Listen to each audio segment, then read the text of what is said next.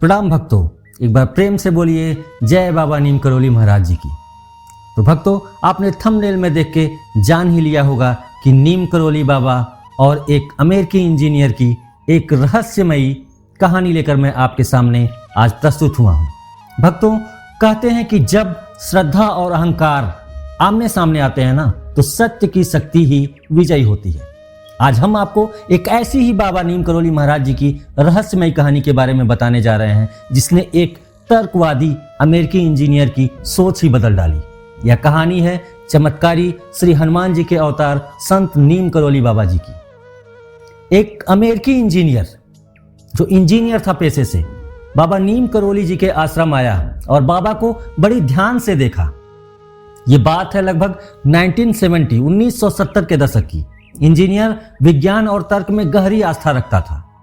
वह भारत आया और बाबा के बारे में कई श्रद्धालुओं से उसने सुना और कई श्रद्धालुओं से सुन चुका भी था, लेकिन उसे इन चीजों पर विश्वास ही नहीं था।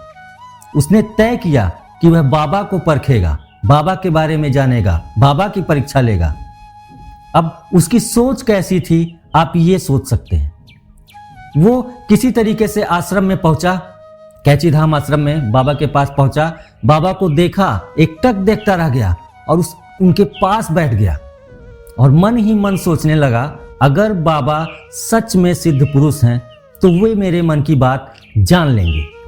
और तभी बिना कुछ कहे बाबा मुस्कुराए और बोले, तुम सोच रहे हो कि मैं तुम्हारे मन की बात नहीं जानता। और इतना सुनते ही इंजीनियर के चेहरे का रंग उड़ गया। इंजीनियर ने सोचा, ये कैसे संभव हो सकता है। फिर सोचते सोचते उसने दिमाग में ये थिंकिंग की कि हो सकता है ये एक डेस्टिनी हो, एक संयोग हो। पर यह तो बस शुरुआत थी।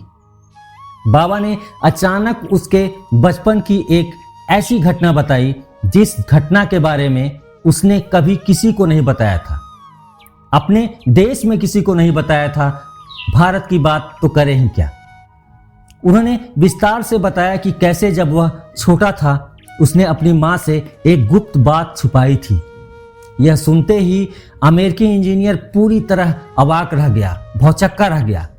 यह बिल्कुल असंभव था, लेकिन अब उसे समझ आ चुका था कि यह कोई साधारण संत नहीं बल्कि एक दिव्य पुरुष है।